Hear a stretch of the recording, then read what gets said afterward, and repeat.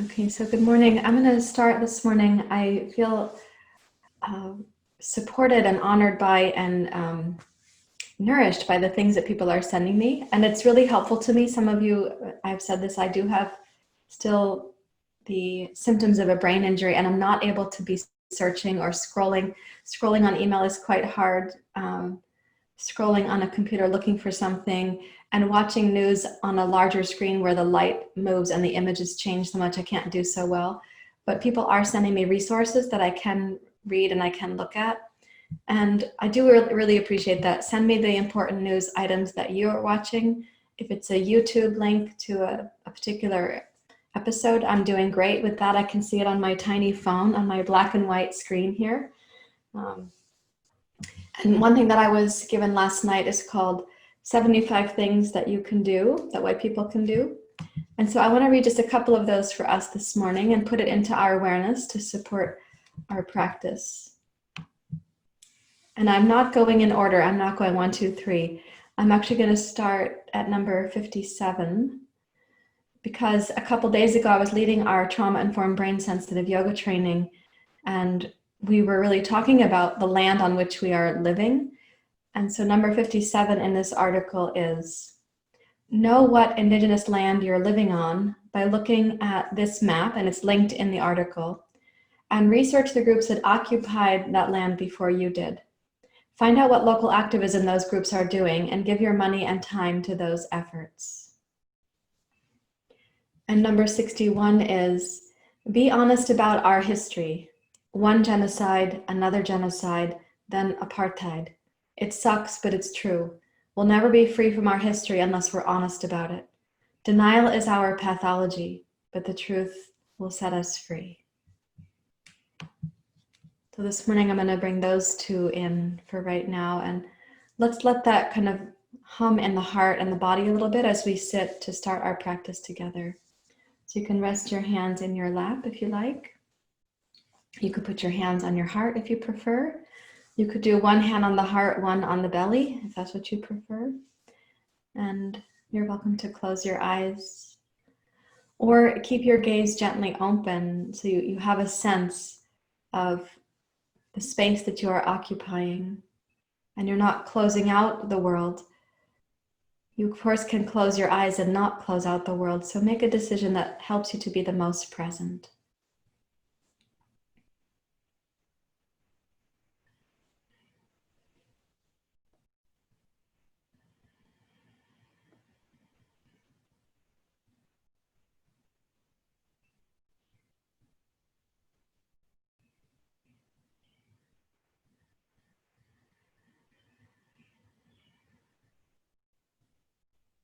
And allow your breathing to re-enter your body, to help you re-inhabit your body, particularly if in light of news and such, your body goes to a fight, flight, freeze, or flinch reaction, and you find yourself not really breathing in a fluid way. Let the breath come back. Let it help you to re-inhabit the present moment, including your body.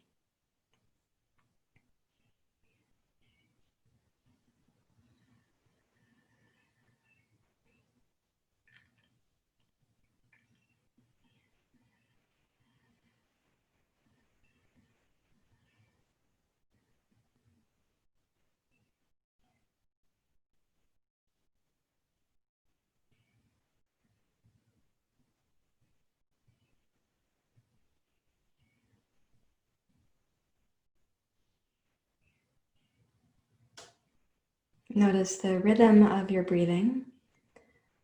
And you can ask yourself, is this the rhythm that's going to be most supportive for your practice? Does it let you stay both connected to yourself and also connected to life at large?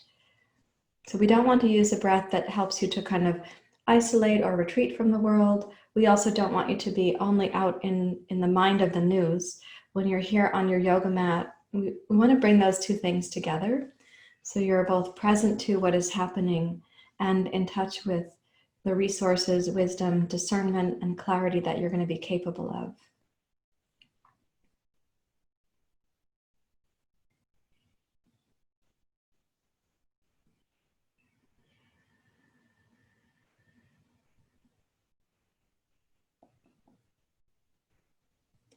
And then I'm going to ask you to bring your hands together at your heart, and you can consider wherever you happen to be sitting for your practice, whatever land your dwelling is occupying. Try to imagine back in history the indigenous people, the land before it was developed to be the homes that we are living in.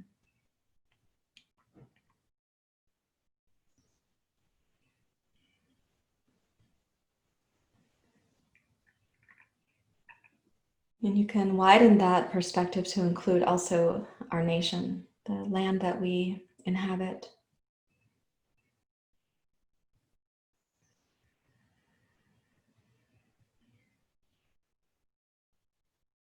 And then also allow into your awareness a felt sense that there have been genocides, there has been apartheid, devastation is happening right now, and our bodies are a part of how we're going to be participating. So let your body sense that, feel that, be porous.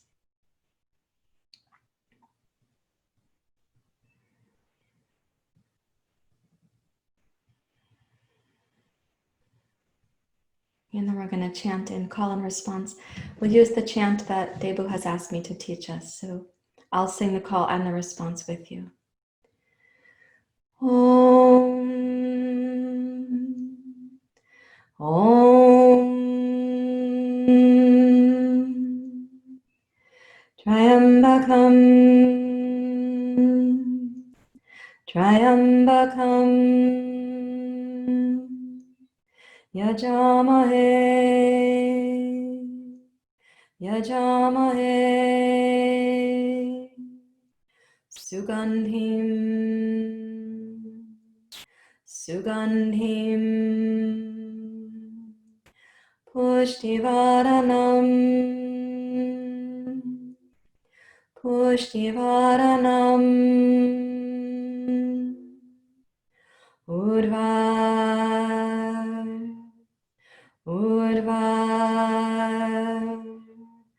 Rukamiva Bandanat, Rukamiva Bandanat, Mrityoda Mukshi, Mrityoda Mukshi, Yamamritata,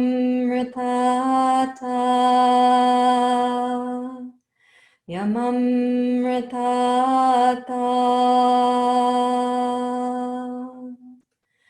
Om Hari Om. Om Hari Om. Om Shanti Shanti Shanti.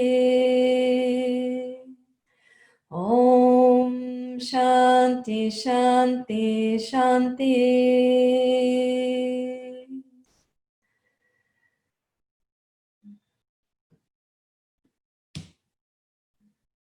And you may bow your head to your heart, and inside you can have for today a reflection on that chant.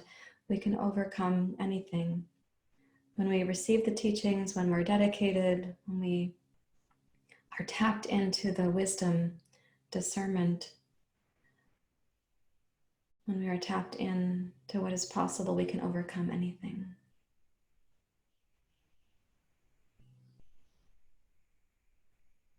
And you can release your hands, open your eyes.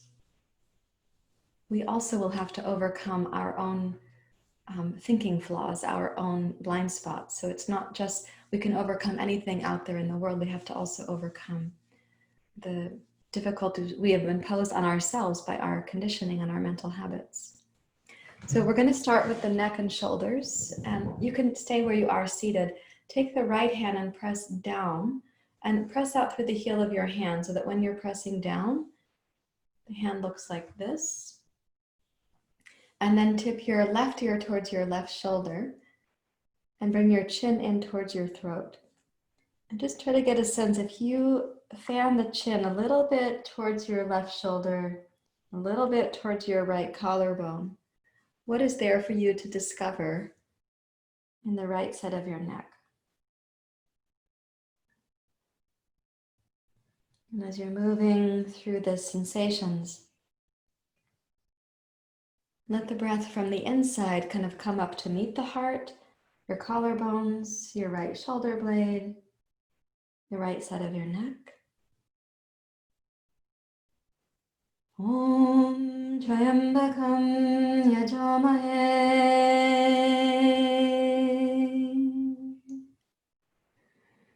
Sugandhim Pushtivaranam.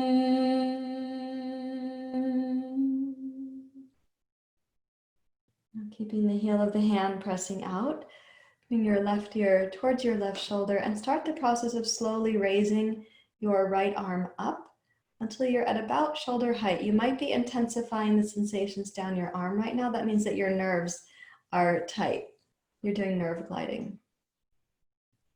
And then with an exhale, float your head up, straighten your right wrist. The sensation should kind of evaporate. Now tip your head down, pull your right fingers back. Float your head up, straighten your right hand and wrist. Tip your head down, pull your fingers back. Float your head up, straighten your wrist. And do that one more time, please. And then when you come up, now turn your right hand towards the ceiling, and as you inhale, raise your right arm up. Gaze as far as you can to your left.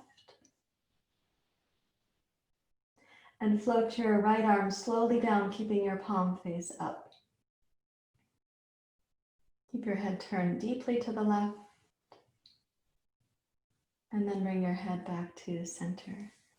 And notice what's happening from your heart to your throat, up to your head, your mind, your senses. And then take the left arm out to the side. So it looks like this. And you're going to push down. Yeah. All right.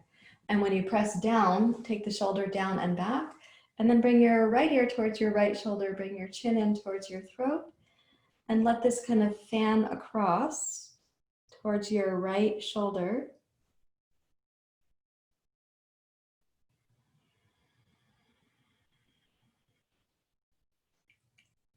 And over towards your left collarbone.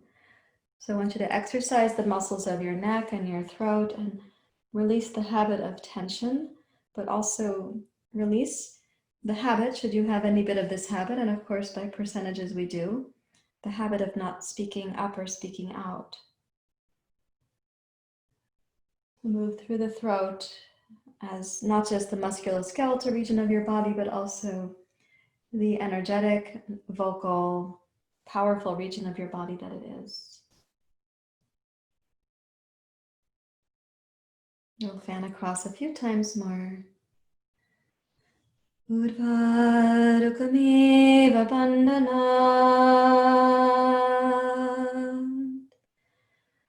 Mrityodamukshiyamamritata Om Hari Om.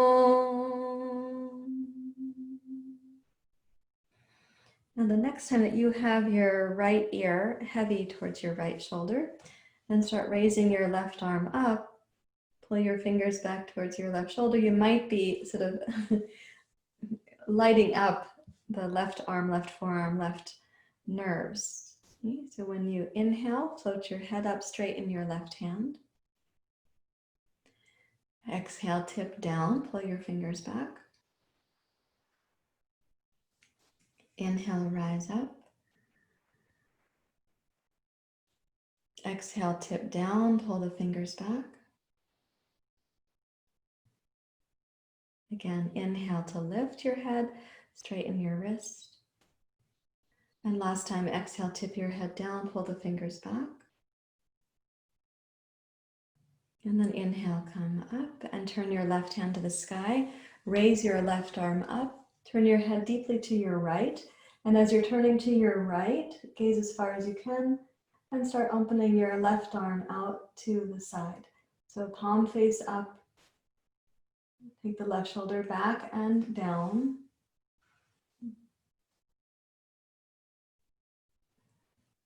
And then bring this around to center and notice again like what freedom you might have now in your neck, throat, this whole region of the body.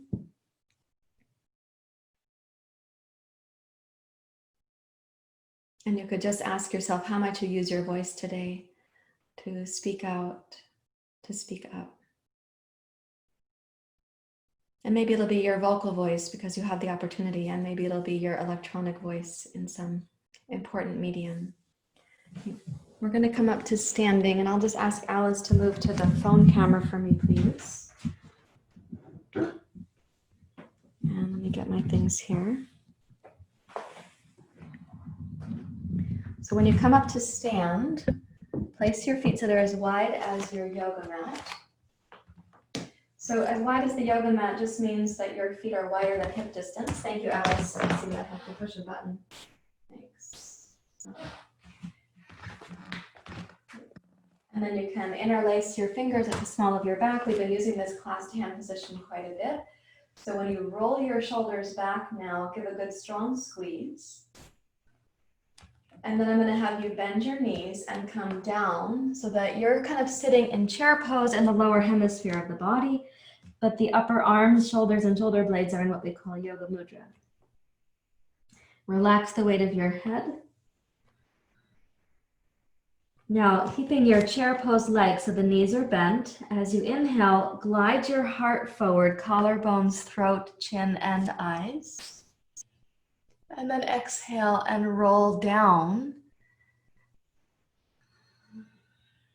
Keeping the legs steady. Inhale your heart forward again, almost like you're doing cow pose, which we usually do in table.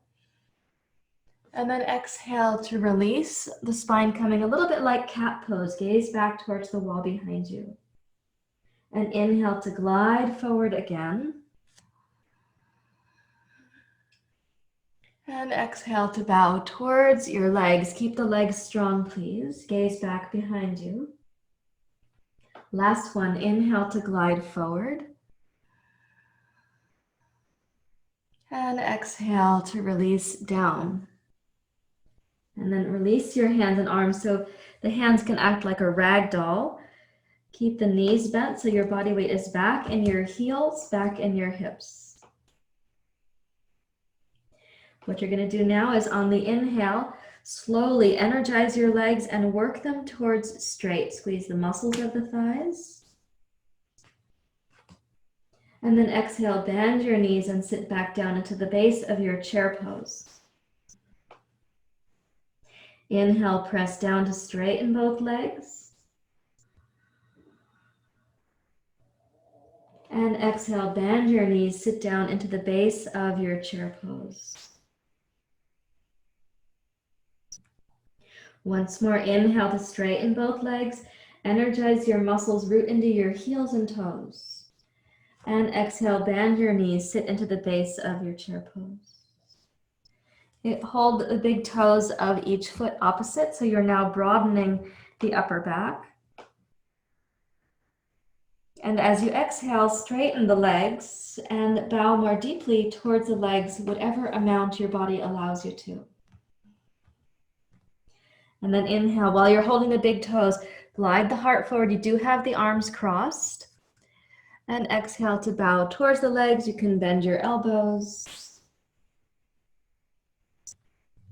Inhale, glide forward with the arms crossed. Stretch the shoulder blades away from the spine. And exhale to glide down. And once more, inhale, glide forward. And exhale to glide down. Please shift your hands to your hips and rise up to standing. And Alice, I think you can change my phone now because I turned the video camera on the phone. I'm sorry if you see that I could move the camera over. It's hard to do it without my glasses. Thank you. And you take a wider stance, like a horse stance that we've used so many times before.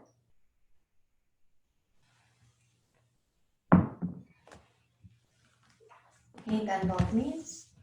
Come on down. Press out from your hips through the inner thighs to your knees. And this morning, do keep the arms straight. So it's okay for the shoulders to shrug towards the knees right now.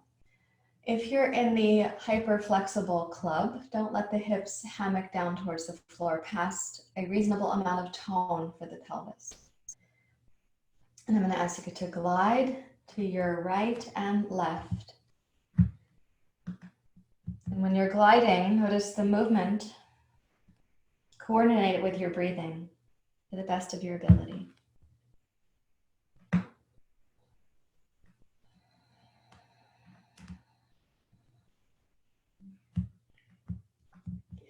When gliding side to side, you get to decide what the rhythm is and how you coordinate the breath with that rhythm. See what you might be able to do to go, when you go right, can you straighten the left leg? When you go left, can you straighten the right leg?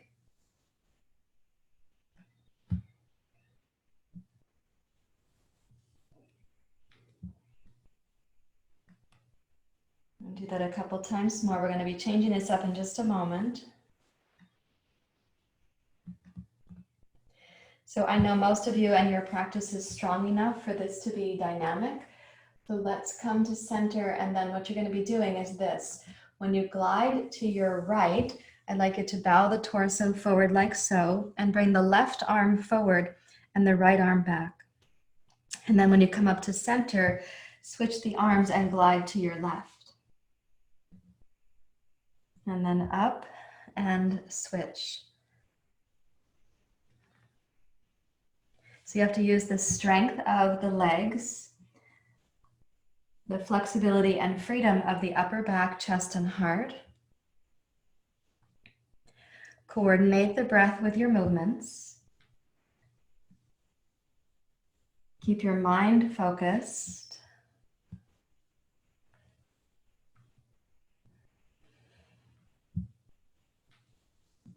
Imagine that you are in training right now as a warrior for the day ahead. A warrior who's going to be clear-minded, clear-hearted, use a clear voice, put clear action into place.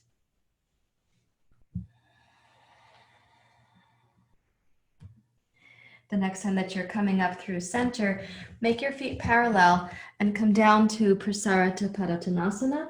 Reach over to hold the big toes of each foot, right toes with right fingers, left toes with left fingers, and then bow down towards the legs. Widen the elbows apart. Widen your shoulder blades apart.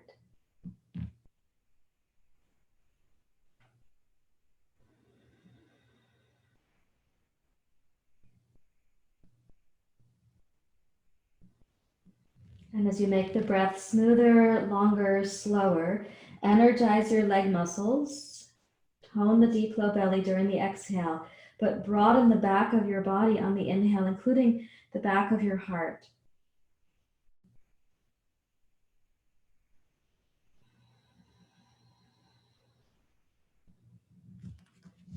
And then please shift your hands to your hips. Rise up to standing. And step your feet into hip distance and step forward for Surya Namaskar. So I'm going to put the glasses aside and come up with 2 blocks, please, for your sun salutation. And when you first rise up to mountain pose, when you come back here, join your hands and connect again, coming inward to ask, right now where you're practicing, what is the history of the land on which you are standing?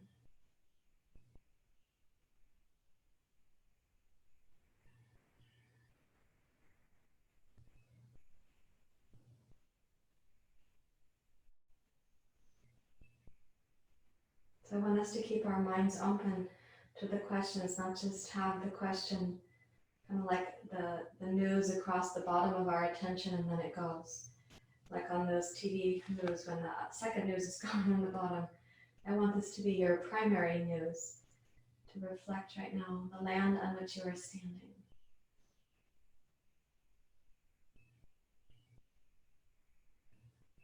Now with this inhale, let's go to the Ujjayi breath, please. Inhale the hands down, wide and up. Look up, lift your heart, open your throat. And then exhale, Anjali Mudra and Uttanasana. Press firmly into the two blocks to help complete your exhale. Inhale, glide forward, rise up to your fingertips so that you can more easily open your throat, your gaze, and your heart. And exhale to bow towards your legs. Once more, inhale to glide forward. Now step your left toes back and pivot your left heel to the floor for Virabhadrasana 1. So different than crescent lunge, I would like your back heel to be anchored this morning. Press into the back heel. Use the strength of your front leg to help you press back like that. Yeah, good. And then inhale, sweep the arms up. Lift your heart, open your throat, lift your gaze. Based on your shoulder flexibility, place the palms together like an arrow. And raise your arms only high enough, only so high as you can actually look up between the center of the palms. And that looking up, we want that to come from the low belly is toned. Lift your back waist, then lift your heart, then lift your collarbones, then open your throat, and then lift your gaze.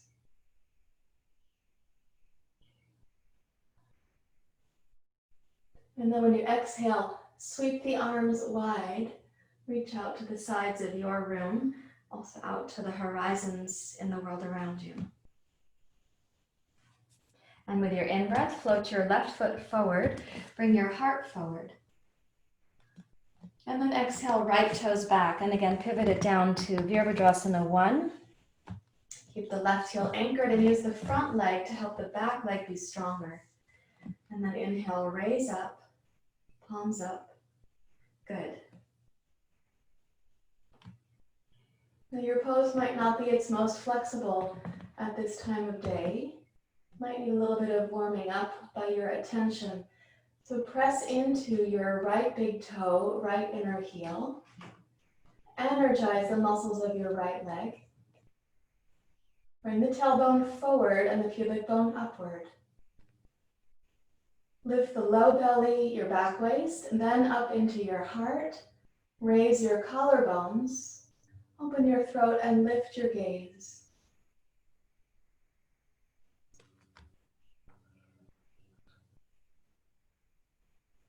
And as you exhale, sweep the arms wide, reach out to the horizon of life as it is.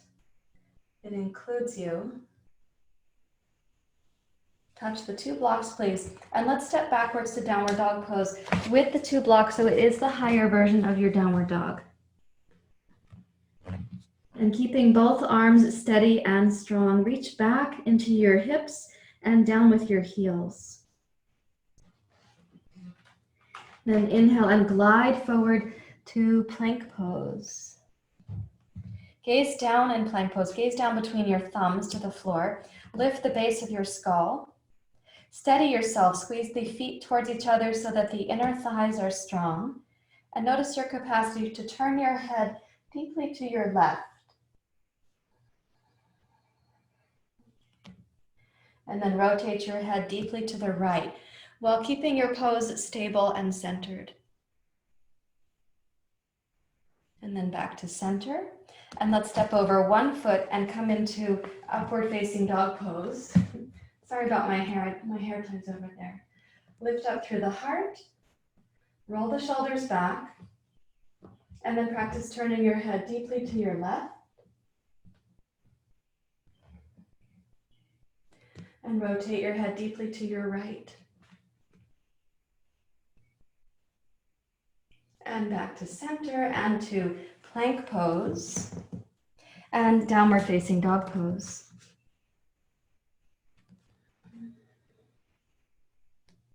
With an exhale, bring your right foot forward between your hands. Okay, pivot the left heel again for Virabhadrasana 1. And as you rise up, take your time. Center your hips to shine forward, not perfectly, but somewhat, right? And reach from your left inner thigh to your left inner heel. I'm going to ask you to hook your thumbs for this one. And when you're reaching up, on the inhale, gaze forward. On your exhale, pull the elbows and thumbs down and gaze up. Inhale, reach up, gaze forward. And exhale, pull the elbows wide, gaze up. Inhale, gaze forward, reach up. And exhale, elbows wide, gaze up. Last one. Inhale to reach up. Keep your thumbs connected like this, fan the fingers open. And as you exhale now, bow forward, keep your left heel strong behind you. Broaden the back of your waist. Reach as if you're in warrior training. The body needs to be strong, but also the mind, your heart, strong and clear. Your voice, your actions. With your exhale, release your hands and arms down. Let's touch the two blocks. Step backwards, please, to downward facing dog pose. And then exhale, float your left foot forward between your hands. Pivot to your right heel so it's ready for Virabhadrasana 1. You can rise up. Change which thumb is behind and which one is in front. It might feel weird, I know. Press from your right inner heel into the floor behind you. Inhale to gaze forward. And then exhale, pull the elbows wide and gaze upward. Inhale, rise up. Gaze forward. Exhale, elbows wide. Keep the legs in integrity even as you raise your gaze. Inhale, rise up. And exhale, elbows wide. And then inhale, reach up, keep the thumbs connected. And as you exhale, bow over your left leg. Keep it steady. Reach back into your right heel. Broaden the back of your waist. Do not let the left hip sashay out to the side. And then exhale, release your arms. Touch the two blocks and please step your right foot forward and bring your heart forward. And exhale for a deep bow towards your legs. As you gaze back between your heels towards the back of your mat or the wall behind you, consider again the privilege you have to be on your yoga mat in this practice, resourced enough to be here this morning. Consider again the land on which you are standing has a history.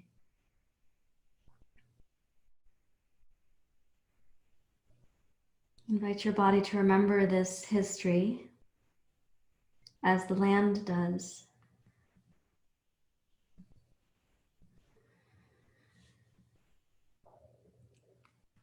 And when you're ready to then please energize your legs and inhale, sweep your arms wide, heart forward, rise up, upward hands pose. Beautiful. Thank you. And exhale your hands to your heart.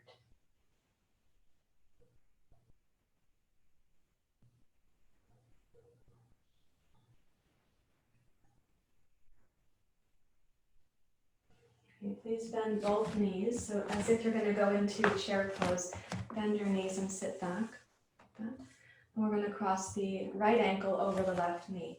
So when you cross over, it's not eagle pose. It's actually figure 4 pose. So when you bend like that and you're sitting back, reach the arms forward as a counterbalance. Resist the urge for your left hip to sashay out to the left. And keep your left knee pointing forward.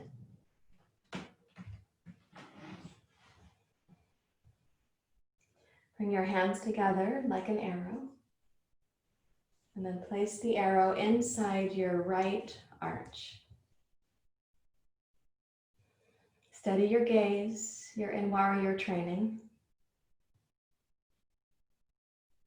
And then begin twisting to your left. Raise your left arm like a great wingtip to the sky. And if you have your balance well enough, you can practice turning your head to your left.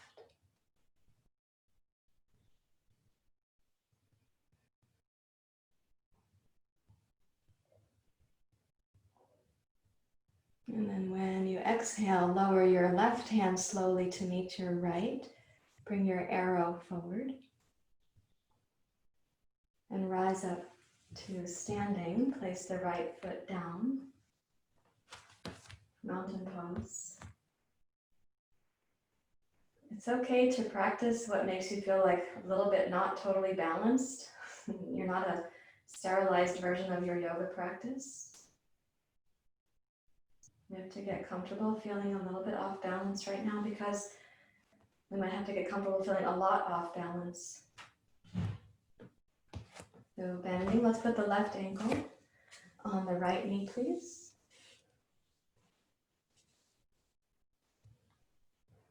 You can sit back.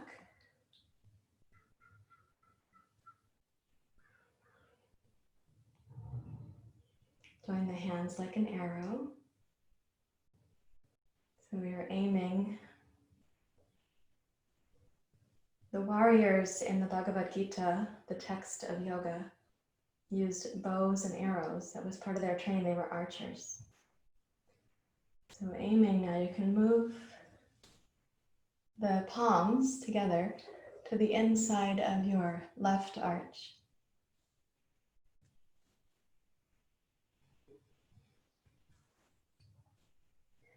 And keeping your gaze steady, begin twisting to open to your right. If your balance is there and you want the adventure, you can start turning your head to the right.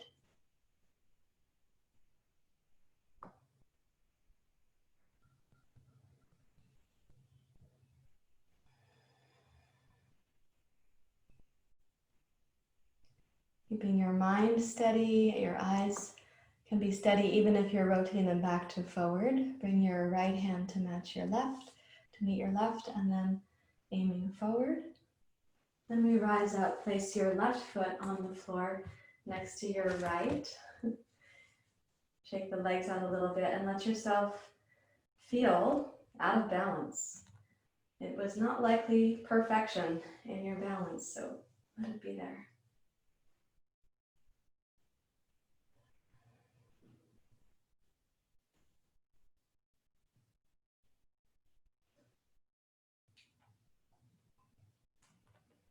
So now we're going to practice into pigeon pose, and there's a certain way that I'm recommending this, and I've done it in the last few weeks, so please take a blanket.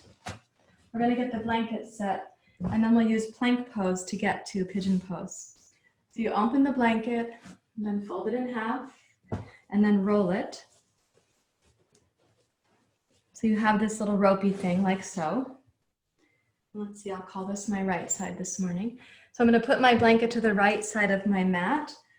And when you go to plank pose, we'll put the hands on the blocks. We're going to be stepping the right shin forward to get ready for pigeon pose, sometimes called Ekapada Rajakapotasana.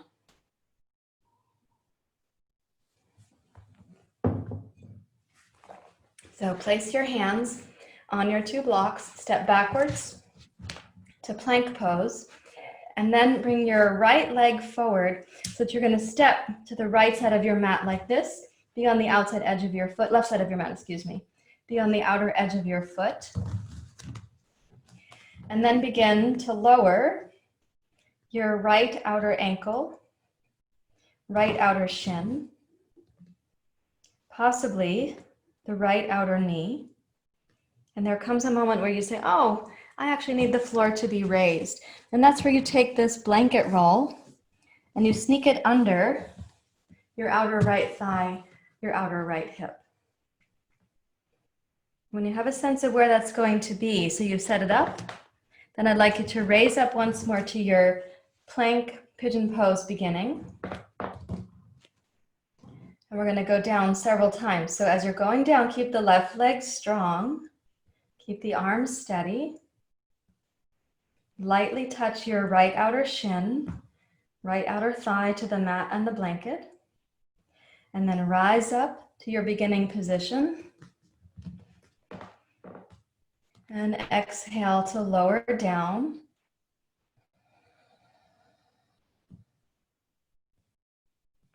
Press into both arms.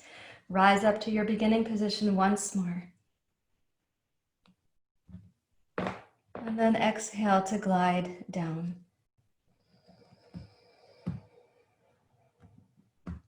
Now you may touch the left knee to the floor behind you, and you may put the blocks like this to be here for your elbows. And bring your attention into your right outer hip, right inner groin, right thigh, and press your right outer thigh and knee down towards the floor. Be active. The right shin can also press down.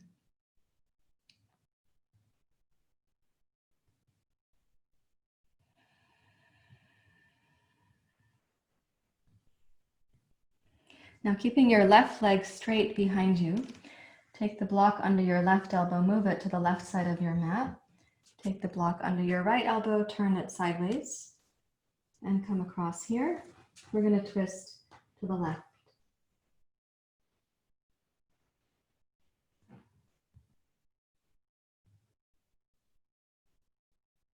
A couple options for making this deeper if you want to. One is that you can walk your right block and right elbow further to the left,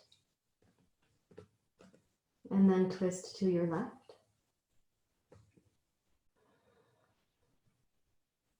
Another is that you can raise the block under your left hand and support the twist to your left.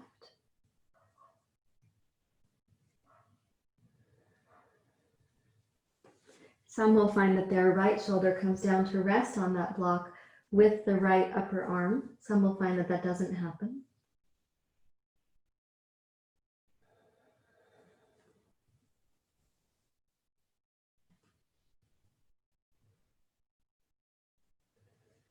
Now press into your left hand to support the untwisting, to rotate back. And what we're going to do is place the two hands like they were in plank pose. Now curl the left toes under and try straightening your left leg a little bit from here. So your knee might just like hover from the floor, the left knee, the one that's behind you. And press into both hands. Pretend you're doing upward facing dog pose with the upper chest and the heart. And then lift your throat, lift your chin, lift your gaze.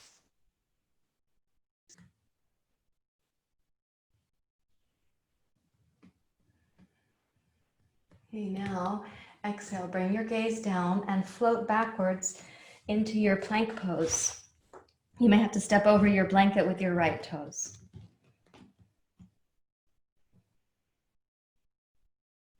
And then lightly bring the knees down, and let's take the blanket to the other side of the mat. And if it got a little bit lumpy or wrinkly, I think you can work it out. I trust you. We're going to get that ready there.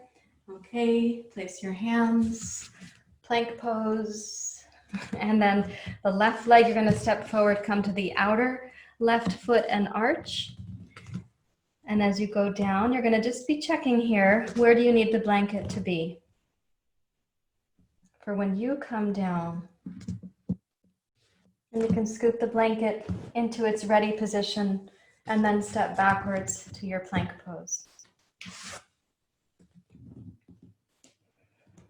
Okay, now when the left foot comes forward, place your outer left foot, pinky toe, outer heel on the floor. Begin lowering your left outer ankle, left outer shin, left knee, left hip. And you press firmly into both arms, rise back up to this sort of floating pigeon position. And then exhale to lower down. Richard Freeman used to call this milking the pose. So rise up to your floating position. And then exhale to lower down.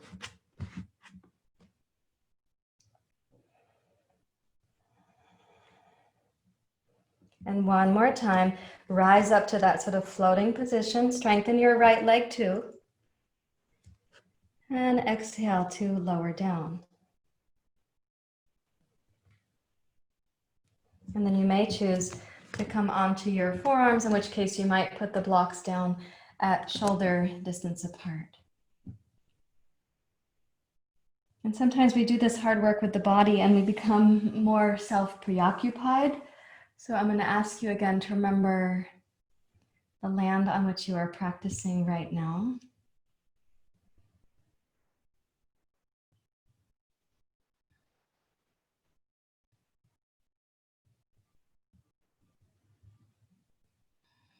And also to let our history as a species be just in your awareness.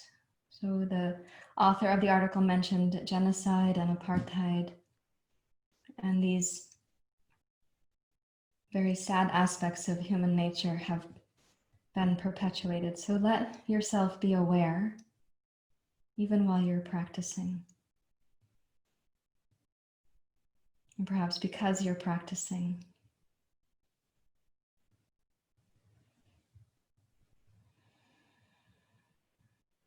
And if you'd like to make this pose into a little twist, you walk the block to your right, and then the block for your left arm you can turn sideways and place your forearm across.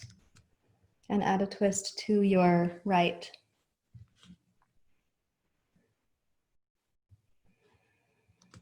And some will find that they are able to deepen this twist, and some will find that they cannot. A little bit of deepening might mean that you move the left arm further to your left. You may raise the block under your right hand.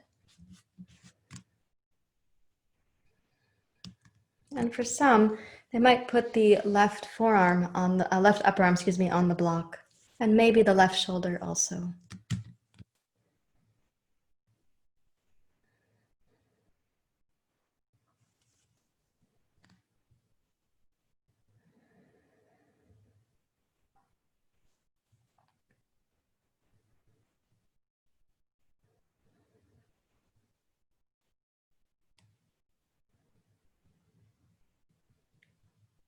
And then press into your, your right hand and your right block. Bring your hands around in front. And you can place the hands like you're about to do upward facing dog pose. If possible, you can tuck the right toes under and try straightening your right leg behind you. You might have to have your knee lightly touching the floor. You could bring the blocks a little closer back if you prefer, and lift up, open your throat.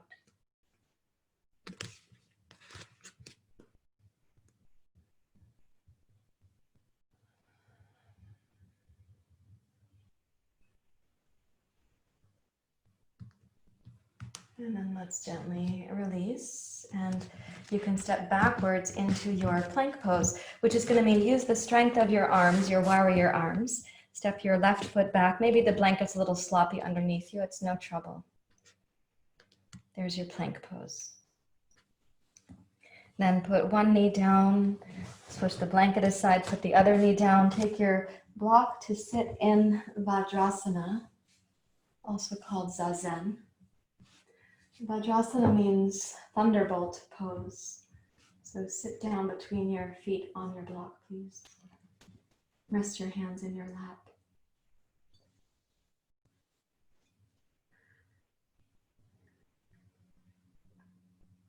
And even as you sort of mentally center yourself, let that center include going down to sense the land on which you are practicing right now.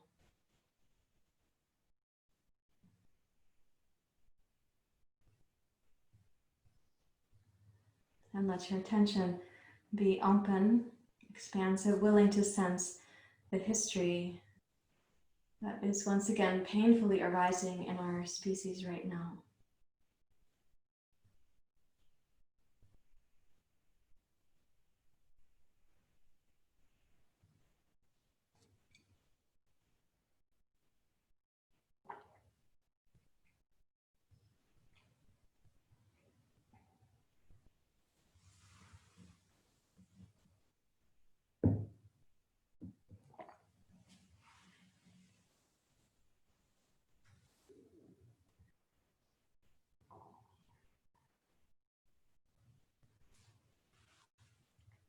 We're going to do a twisting practice that starts in this kneeling position that we're in right now.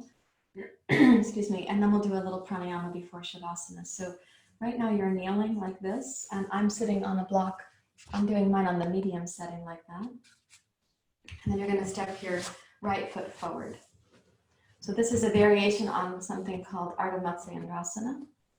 When you're sitting up, notice that your knee is going to be quite a bit lower than your torso because you've elevated your hips, right? So we're going to be adding a forward bend to come down and across. So please raise your left arm up alongside your left ear and lengthen the left side of your waist. And then as you rotate to your right, bring your left elbow to the outside of your right knee to the best of your ability. Put your palms together.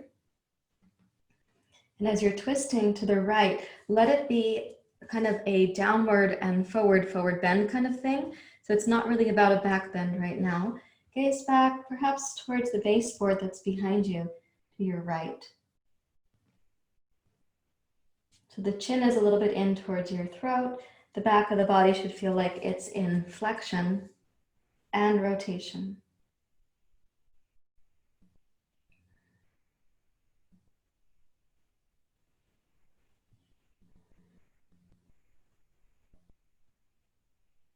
You may press your left elbow against your right knee and your right knee against your left elbow.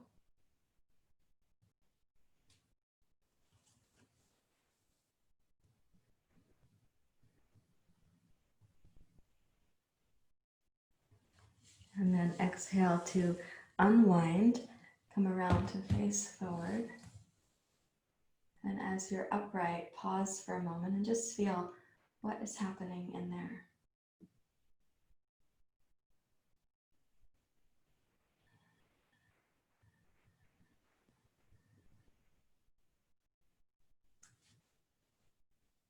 And then bring your right foot under.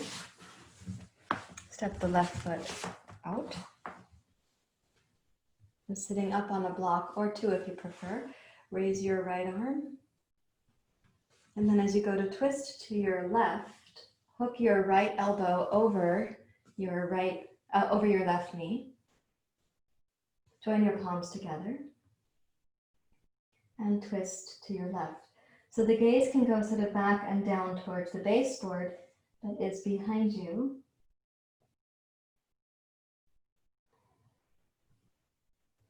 You may press your right elbow into your left knee, but also press your left knee into your right elbow.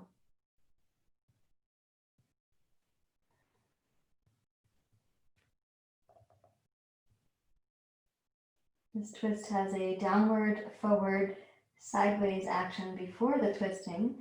So the spine should feel like it's in flexion.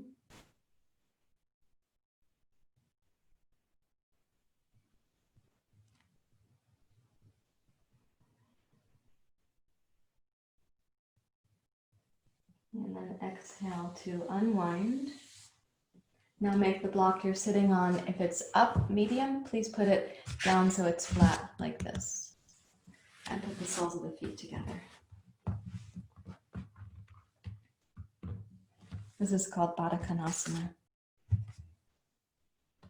And you can walk a bit forward.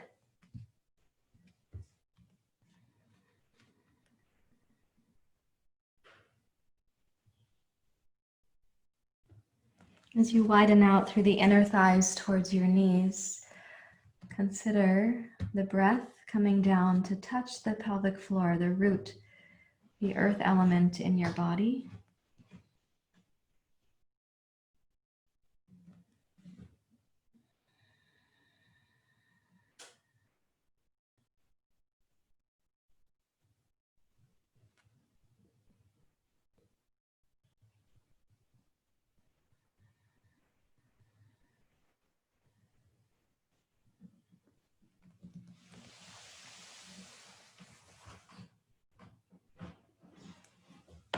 While you're in this forward bend now, walk your left hand to the left side of your mat. Take your right hand to your right knee and please twist to your right.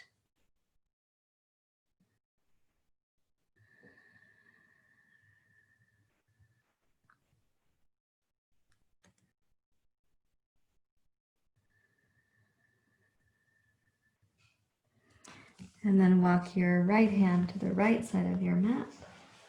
And left hand to your left knee, please twist to your left.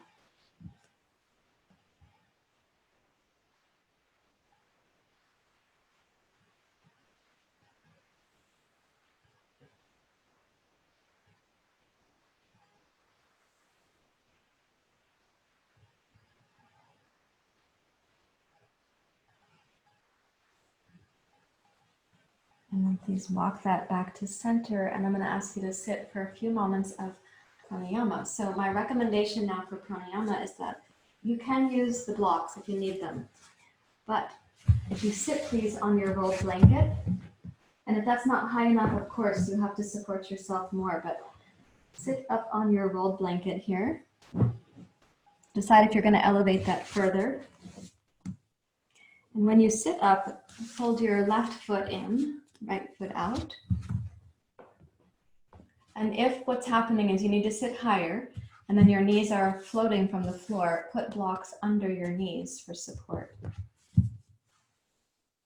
And then while you're sitting upright, take your hands out over your knees and make the pyramid shape that we spoke about yesterday.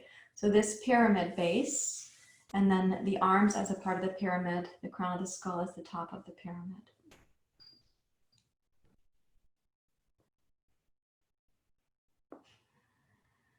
What I'm going to ask you to do is to make the Sitali. We're going to inhale, but we're going to look down, and then the inhale, we're going to slowly, slowly raise up.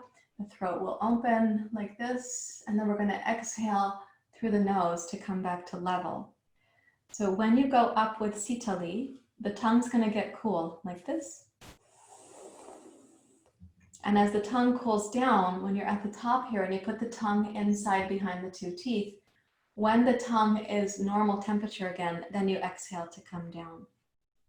So it goes like this. You can watch one time.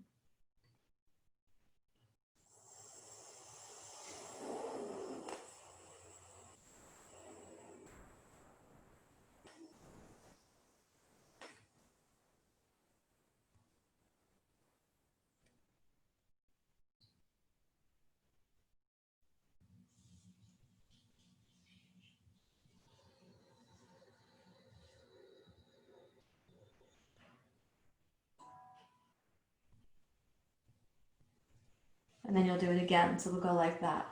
All right, let's do it about 4 or 5 times. Don't make yourself breathless, please. Okay, so starting with Sitali. If your tongue doesn't make that straw shape, you can make a tiny straw with the lips and then do the slow inhale.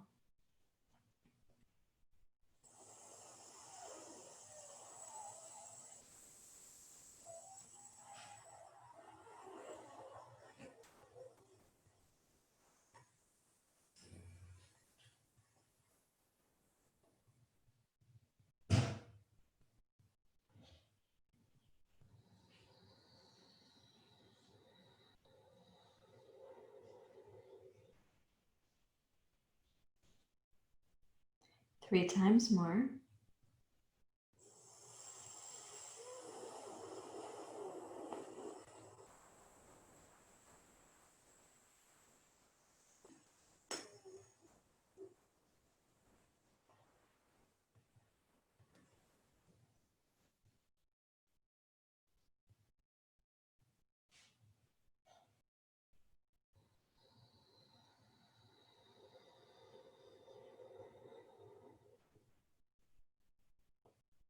Twice more.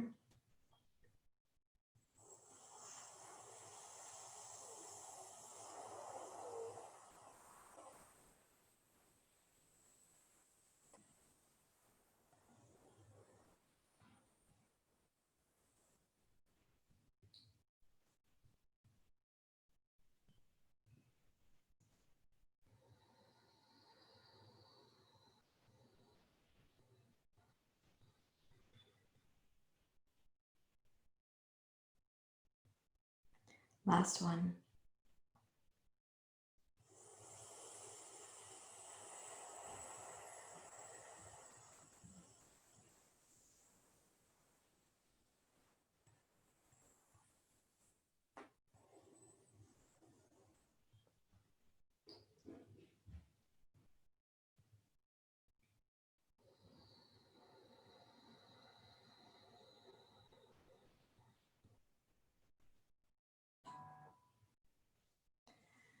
When you come to rest at the end of that one, sit very still for a few moments.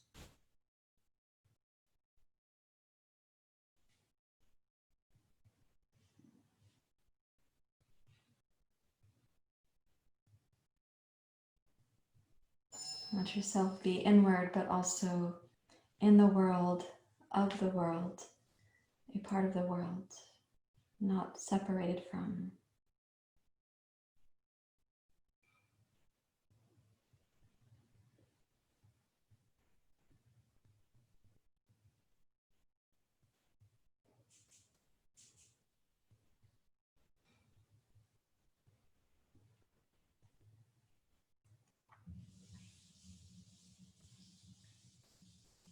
Now, some of you will feel steady enough in your seat and your awareness to stay in meditation.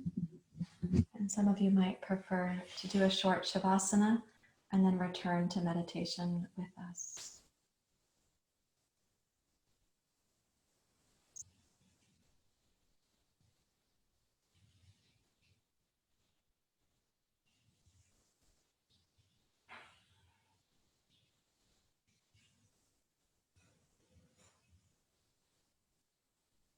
If you choose to stay in meditation, meditation is not just the practice of sitting with the mind quiet, though of course that's beautiful. It's also the practice of not feeding the seeds of mental habit that cause the disturbance, that cause the difficulties, the sort of shadow side of human nature. But it's also not being in denial about those things. You sit, and I'm going to ask you to just observe if the mind has movements. Observe like fish in an aquarium, gently naming. If a certain thought passes through, just kind of naming that as the grasping thought, the resistant thought, the judging thought, the hopeful thought, whatever the process is that's occurring for you.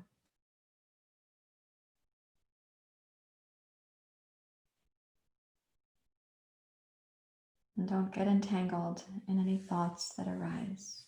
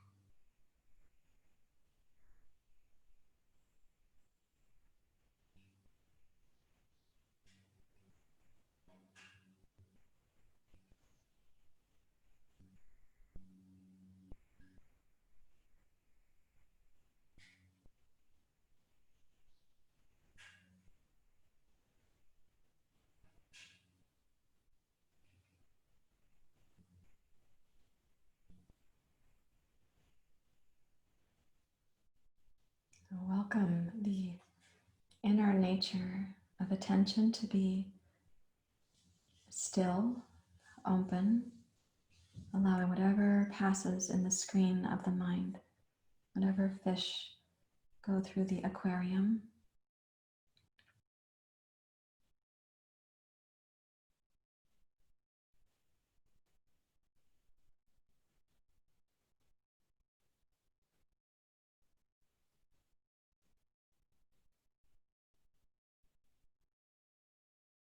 You can sense each mind habit as something of the human condition, the human spectrum. It's all possible. No need to condemn any one thought. No need to revere any other thought.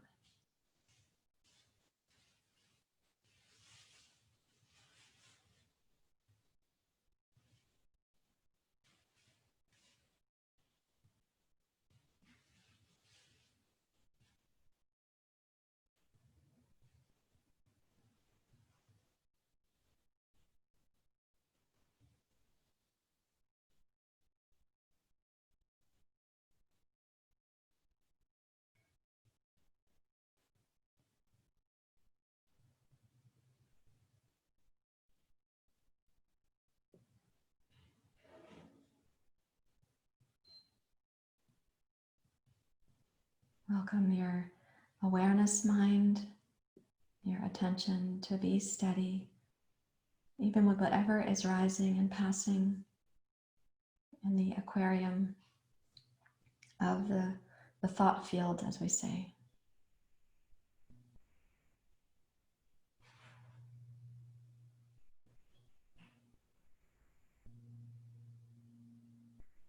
If you've been resting in Shavasana and you'd like to finish your practice with meditation, now is a good time to join us.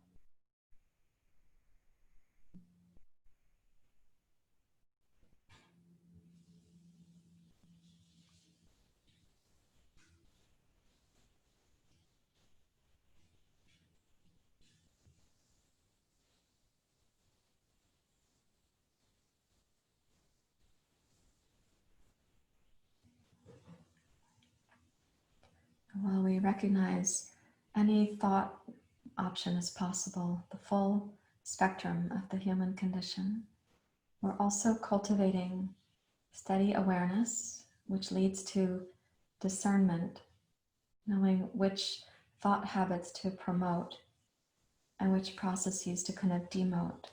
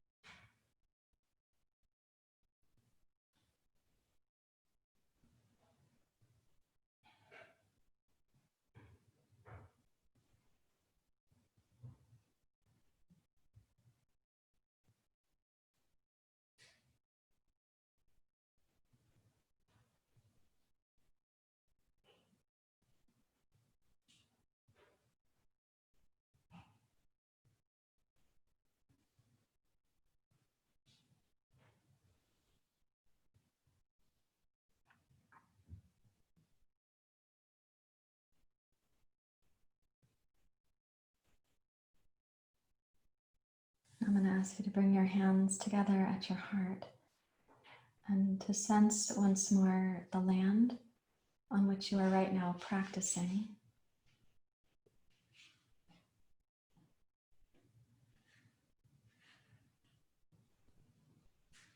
And sense the history, even the painful history of human nature.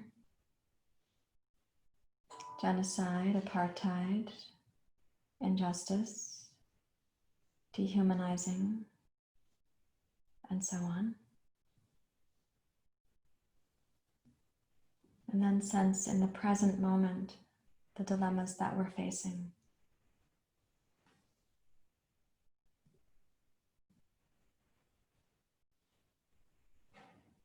You can extend from your own heart the prayers of ease or the relief of suffering, prayers of empowerment or strength or clarity out in the directions to which you want to extend. To those people suffering right now, to those people on the front lines, trying to make justice rise. Let yourself extend a prayer outwards. It can be a wordless prayer, it can be a felt sense prayer, it can be an image prayer, whatever it is that's really arising from your heart, from your practice this morning. Om Jayambakam Yajamahe Sugandhim Pushtivaranam Urvarukamiva Pandanat Mrityoramukshi Yamamritata Om Shanti Shanti Shanti Hari Om Shri Guru Pyo Namah Hari Om.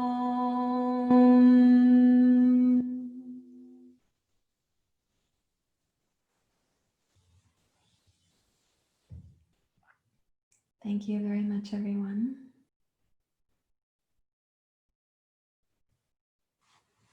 Namaste.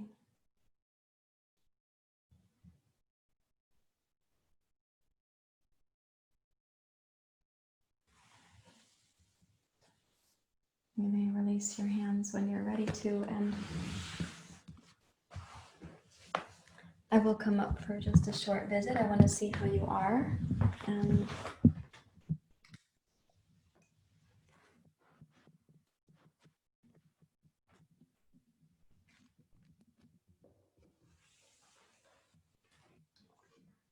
I have to get my little physio ball to sit on.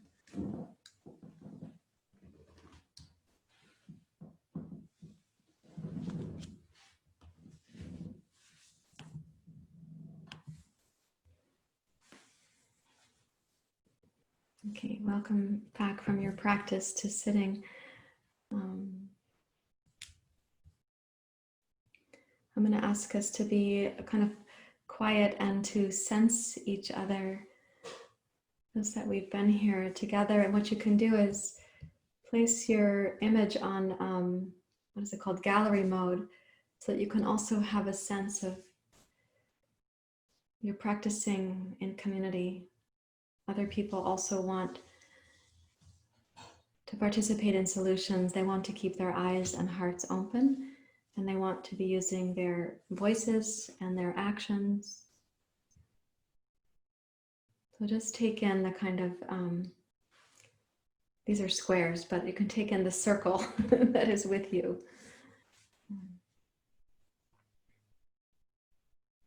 And try to sort of install like a picture of people. You may not know their names all, but you can have a sense, a felt sense of a shared commitment.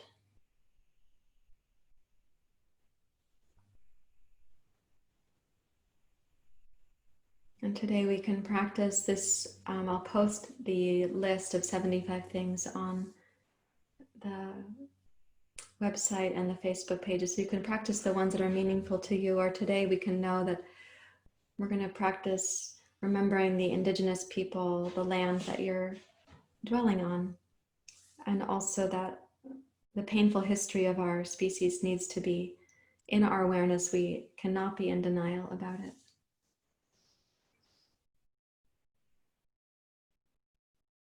So, thank you very much, everyone, for being here. Please nourish yourselves so that you can be a part of the process and the solutions. Namaste.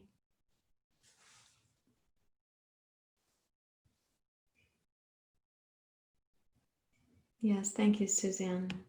Thank you.